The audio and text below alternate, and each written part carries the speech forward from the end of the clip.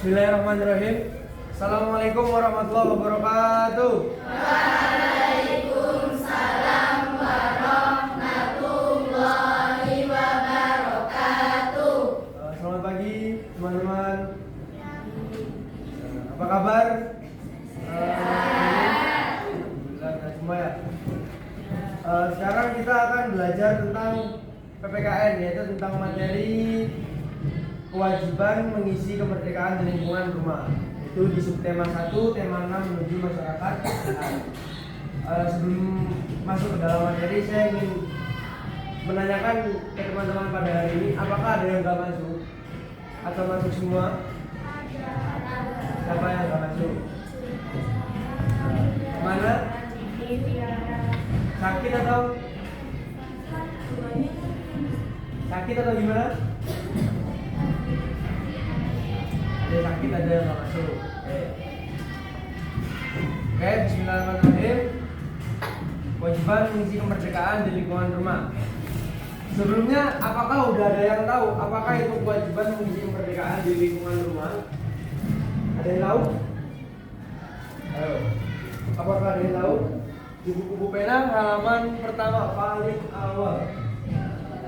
Ada yang tahu tentang kewajiban mengisi kemerdekaan di lingkungan rumah?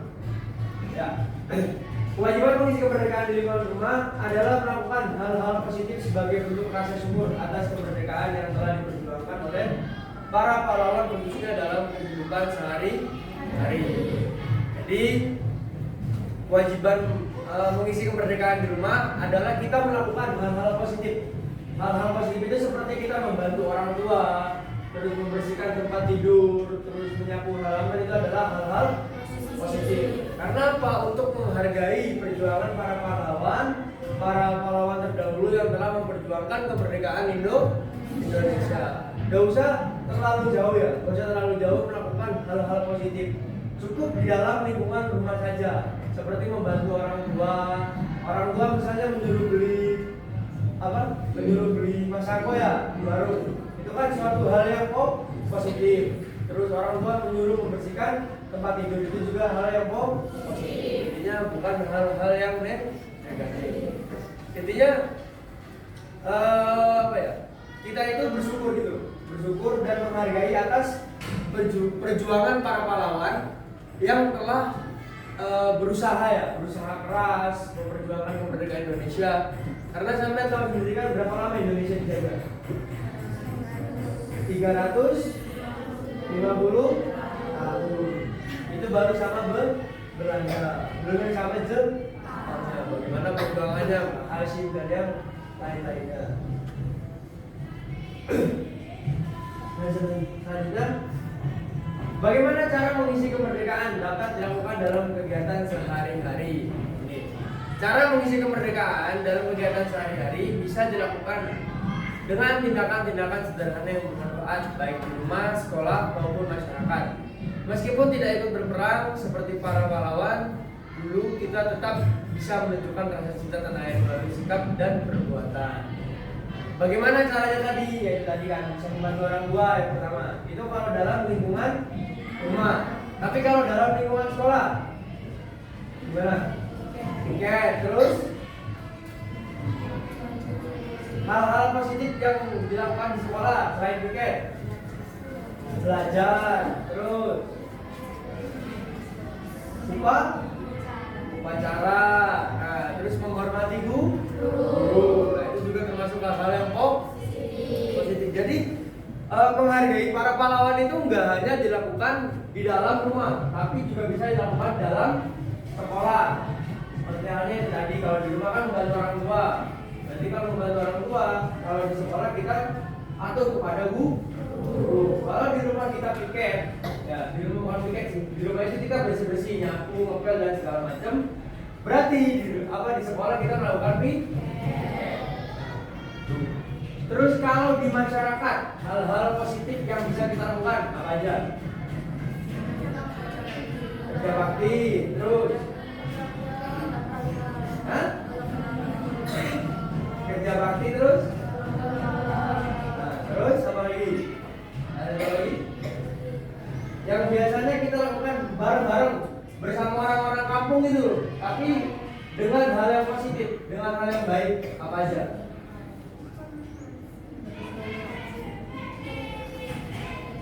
Posyandu, adanya posyandu itu hal positif bukan? Nah, posyandu, terus apa lagi? Tadi kan kerja bakti juga ya. Terus menghadiri acara-acara desa.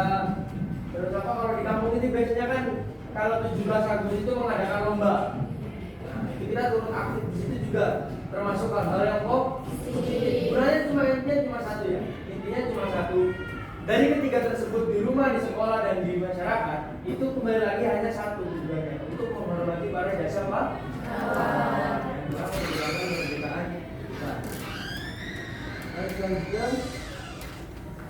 nah itu, ini contoh-contohnya ya. Mengikuti upacara bendera dengan khidmat. Jadi apa ya? Kita tuh harus mengikuti upacara itu dengan khidmat. Khidmat itu dalam artian kita harus tertib juga ya, harus tertib. Jangan membuat gaduh, ya. Jangan membuat kekacauan, harus tertib. Waktunya hormat ya hormat. Kan biasanya ada ya, waktunya hormat, tapi dia tuh kayak ngapain saya hormat? Kalau cuma bendera merah putih buat dihormati. Kan ada yang berpikiran seperti itu ya. Nggak usah. Nah, jangan, karena bendera merah putih itu ya adalah bendera negara kita.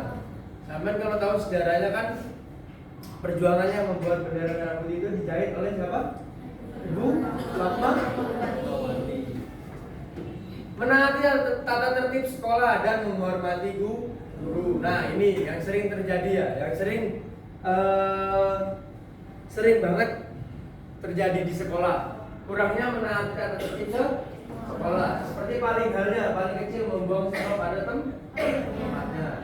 Nah, itu kalau kita nggak mengikuti tata tertib sekolah, sama dengan kita nggak mengisi kemerdekaan di sekolah. Padahal mengisi kemerdekaan di sekolah itu bisa kita lakukan dengan hal-hal yang kecil.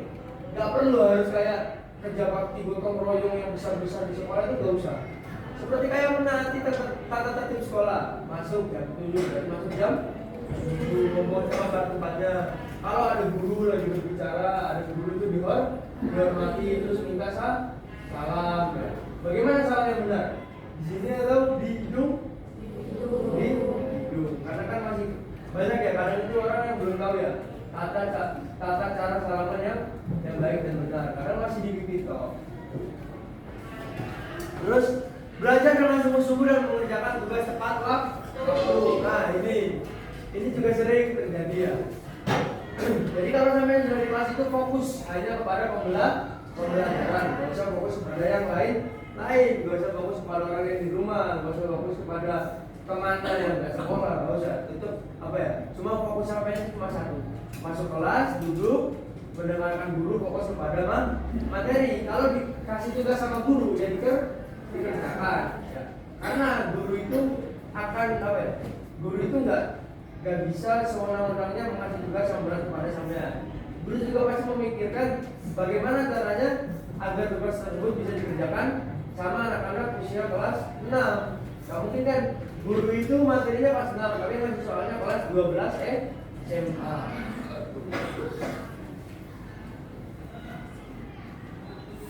Selanjutnya contoh mengisi kemerdekaan di rumah. Nah, ini juga sama ya. Yang pertama itu belajar dengan selain belajar hanya di sekolah, belajar juga bisa dilakukan di dalam rumah. Caranya bagaimana? Ya ketika kita pulang sekolah, setelah mengerjakan tugas sekolah, kita bisa belajar dengan giat, dengan membuka buku, mengulang-ulang mata pelajaran yang telah diajarkan tadi di sekolah.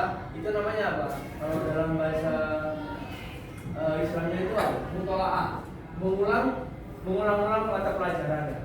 Bagus gak itu? Ya. Berarti salah satu nilai positif. Belajar dengan giat itu juga apa ya? Tidak hanya dilakukan di rumah juga ya. Di sekolah, di rumah, dimanapun sebenarnya bisa. Ya. Tidak hanya harus di rumah, di sekolah juga. Tapi yang penting kita harus tahu apa ya? Harus tahu tempat dan waktu. Jangan waktunya sholat jamaah, ya kan? Waktunya sholat zuhur, kita malah fokus belajar. Kalau waktunya sholat ya membantu orang tua. Nah ini saya ingin nanya kepada teman-teman, apakah sampean sudah sering membantu orang tuanya di rumah? Sering. Coba yang sini sampai bantu. Bantu. Baju masak.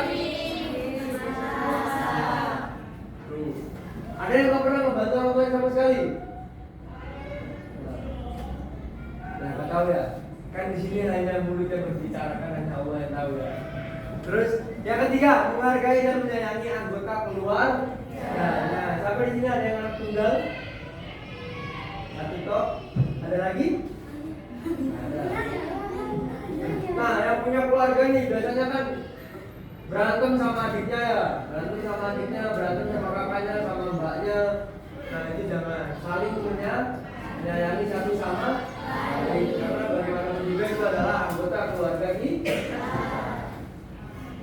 Selanjutnya, nah, ini yang contoh mengisi kemerdekaan di masyarakat, yaitu dengan cara membuang sampah pada tempatnya dan menjaga kebersihan lingkungan. Nah, jangan buang sampah sembarangan. Terus ikut kerja bakti atau gotong royong. Jadi ketika dari Pak RT ya, dari kepala dusun, dari kepala desa itu mengumumkan bahwasanya hari Minggu jam 8 pagi ada kerja bakti bersama-sama. Tempatnya di sini, kan? Nah, berarti kita harus dasar tempat, waktu, terus harus suka rela ya, benar ikhlas. Jangan kita ikut kerja bakti itu mengharapkan suatu imbalan ya. Jangan. Ya kalau kerja bakti kan itu juga untuk kebaikan desa juga kan. Siapa tahu selokannya lagi kotor, Pak RT membersihkan. Itu kan juga untuk kebaikan kita, agar kita tidak gampang terkena penyakit, terus tidak banjir. Walaupun kalau banjir itu aslinya kalau selokannya itu nggak mengarah ke rumah kita, tapi ke rumah yang lain, gitu. Tapi seenggaknya kita sudah mencegah agar orang tersebut juga tidak kesusahan. Terus menghormati tetangga dan saling tolong menolong. Nah, ini juga masih sering, apalagi di negara Indonesia. Tetangganya beli mobil baru, langsung kumpul dan di rumah siapa diomongin, oh dia lo gini, nggak boleh. Jadi harus saling menghormati tetangga, ya.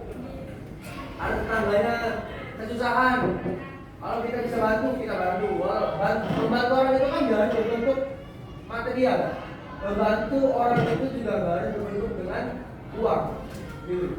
Jadi kalau misalnya kita lagi punya uang, ya kita kasih uang. Tapi kalau kita punyanya materi, misalnya orang kita aslinya butuh makan, kita nggak punya uang, punyanya beras, jadi kita kasih beras. Harus saling menghormati dan saling tolong. Sudah sampai di situ ada yang ditanyakan. Kalau nggak ada yang ditanyakan, saya ingin membuat kelompok. Satu kelompok itu terdiri dari 6 sampai 7 orang. Silakan dibuat dari sekarang. 1, 2. Itu dari sini lah. Dari sini aja ya. 1, 2, 3, 4, 5, 6. Terus berarti yang belakang 1, 2, 3, 4, 5, 6.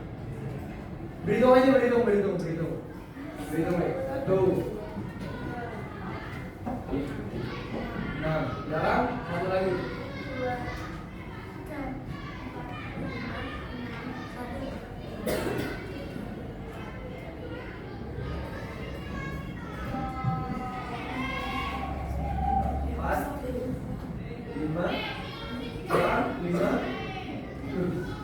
5.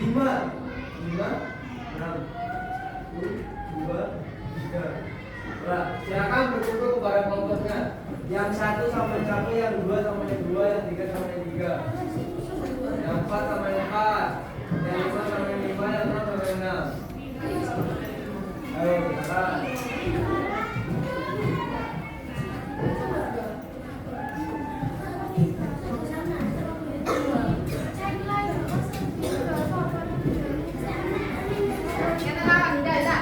Anggap saja sudah kelompokan, Bun. Nah, kasih lagi. Orang lain berarti pemimpin. Anggap saja sudah kelompokan. Oh, nah ya sudah sekarang kita lapor. Anggap saja sudah kelompokan. Ini kasih sampai. Sudah itu anggap kelompok 1, kelompok 2, kelompok 3, kelompok 4, kelompok 5, kelompok 6 udah ya.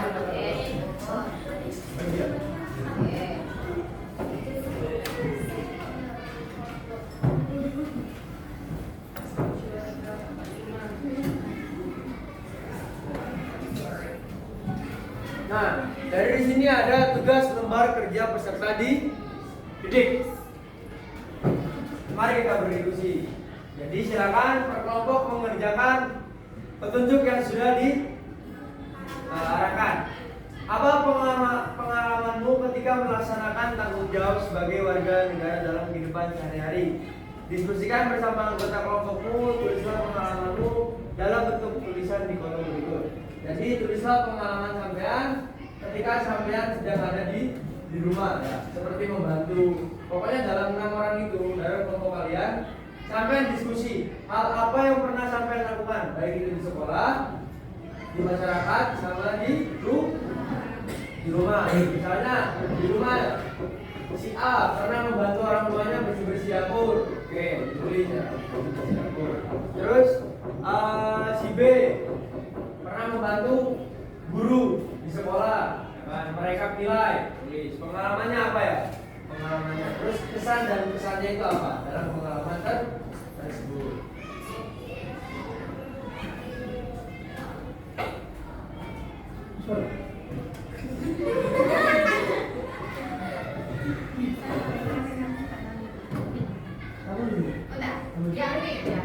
Akhirnya nanti kan di foto juga. Oh iya. Ya. Akhirnya nanti di kasut no di videonya ya. Sampai kita tahu akhirnya kan dia ada.